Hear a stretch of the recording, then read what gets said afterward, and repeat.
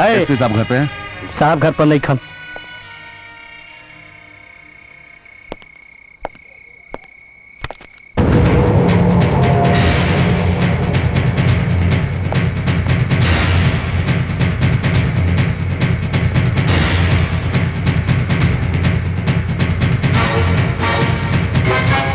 हमारा तो अच्छा है।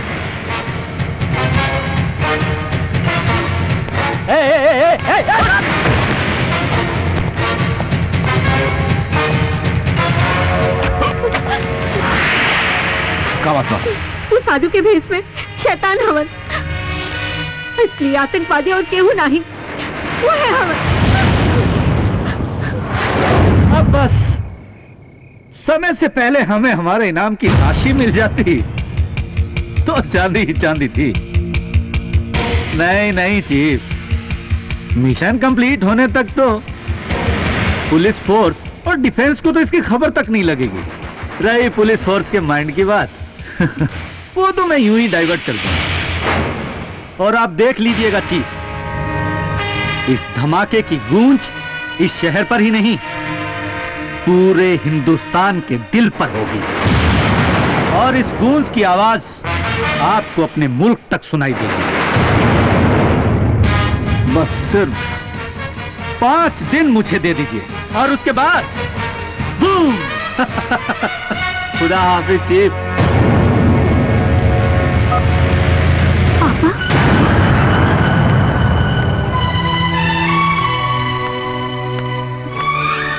रहुआ ये सब कहा है पापा? मुट्ठी भर दौलत की खातिर अपन वतन से गद्दारी? ये वतन हमनी के नहीं खे बेटा, ये वतन ने तोहार पापा के सीने पर बहुत जख्म दिले बा। और ये जख्म तबे भरी जब हम ये वतन के सीना के छलनी छलनी कर दे। तू बरहुआ सोच पर, जवान वतन की मिट्टी में रहुआ खेल के जवान हुई नी, जवान वतन के हवा में सांस लेके आज तक जिंदा बानी, जवान वतन के अन्न पानी रवरा शरीर में खून बन के दौड़ रहल बा। आज वो वतन पराया हो गई ना पापा ना, ये अपन असल वतन है। अपन वतन से गद्दारी ना करी। तो हर बात में अपना कौम के खातिर बगावत के बू आवेला ही ना। तू काफिर की भाषा ना बोला बिटिया, ये ना भूला कि हिंदुस्तानी होवे से पहले तू मुसलमान हो। मुसलमान के मतलब जाने ले पापा, मुसलमान अपन ईमान के खातिर आपन सब कुछ कुर्बान कर देवेला, समझनी? अपन रास्ता बदल दी पापा, अपन ईमान से समझौता मत करी। हम तोहरा से तोहार राय नहीं की मांगत, आपन बकवास बंद करे। अब अंडा मुर्गी के सिखाई चूचू कैसे करे जाना? तोहार भलाई इहे में बा कि तू अपन जबान बंद रखा। तो अब तू हमार सुना, जब तक हमार देह में खून के एक कतरा बाचल रही तब तक हम तोहार मंसूबा कामयाब ना होके दे। और अगर जरूरत पड़ी तो अपन भारत माँ के लिए चंडी बनके तोहार संहार कर दे। बहुत कहलू तू अपमान सुन। अगर कौन चालाकी करे की कोशिश कहलू या जबान खोल लू तो हम भूल जाए कि तू हमारी बेटी बारू। मत कहा बेटी, ये शब्द आज तोरा मुंह से हमरा गाली जैसन लागता। तो हर जैसन गद्दार बाप के बेटी कहलाए से नीमन बा दोनों देश प्रेमी के रखेल कहलाए। अगर ज्यादा काफिर के जबान बोले लू तो हम तो हर जबान काट ले। चल यहाँ से। हम अपन अमर के ना बचा पाऊंगे, ना बचा पाऊंगे अमर के। Oh my God, SP boss है। चल बुढ़िया, लखनवा छोड़ा दी बुढ़िया के। छोड़ा हम रख। देखा ये ठीक नहीं के।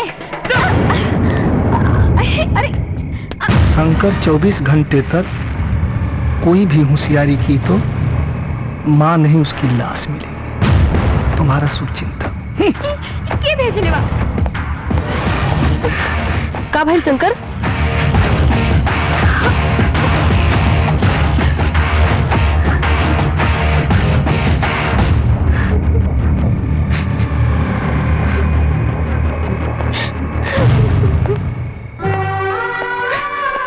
रो मत पार्वती, शंकर अपना भाई के बदला लेवे के कसम जरूर खैले बाड़न और उनकर बदला हर हाल में पूरा हुई।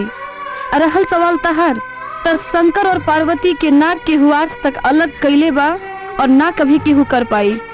हमरा पर भरोसा रख और हाँ, माँ जी घर वापस जरूर अइहन। एक बार, बस एक बार पता लग जाए कि हमरा भाई के कातिल के है, हमरा माई के उठेले बा, तब वही माई का क्रिया ओके धरती से उठावे में वक्त ना लगी। हम बतावतानी तोरा के, तोहर माई के उठावे वाला, तोहर भाई के मारे वाला केहू और ना एसीपी खान हुए।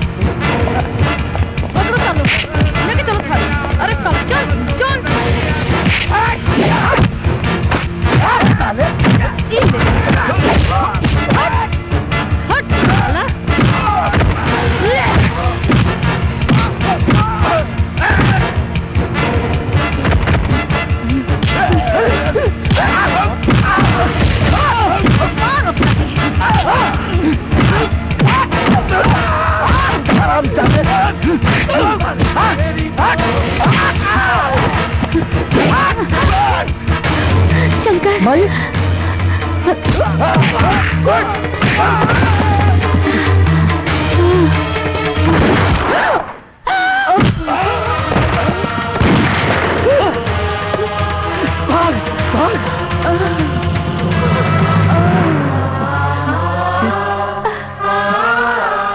का कहनी मेघा जी, इरवा का कहनी।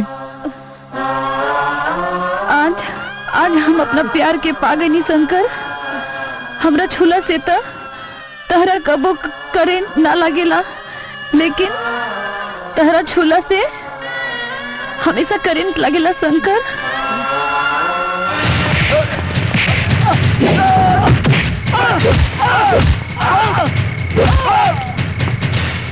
पर्वतिया बहुत सुंदर भी है शंकर, बहुत सुंदर भी है शंकर। मेघा जी, चलते डगरिया में पहले नजरिया में भाग गइलू हो हम तो रुकते रहनी बाकी दिल में समा गइलू।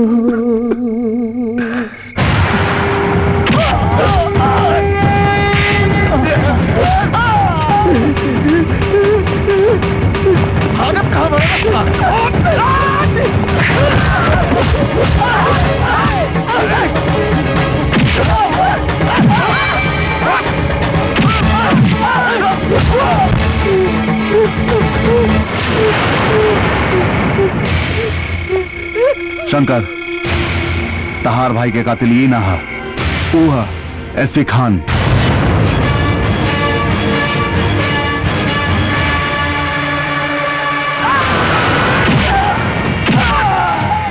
शंकर, हम तो हर भाई का नहीं मारी शंकर, और तो हमारे दिलेर सिपाही ने।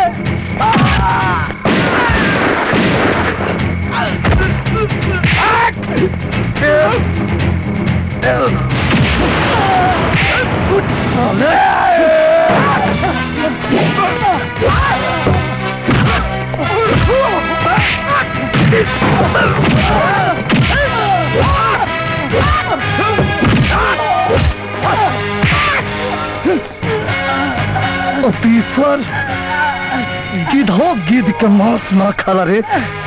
तू तो हमरा मासूम भाई के सीना में गोली मारने वाले।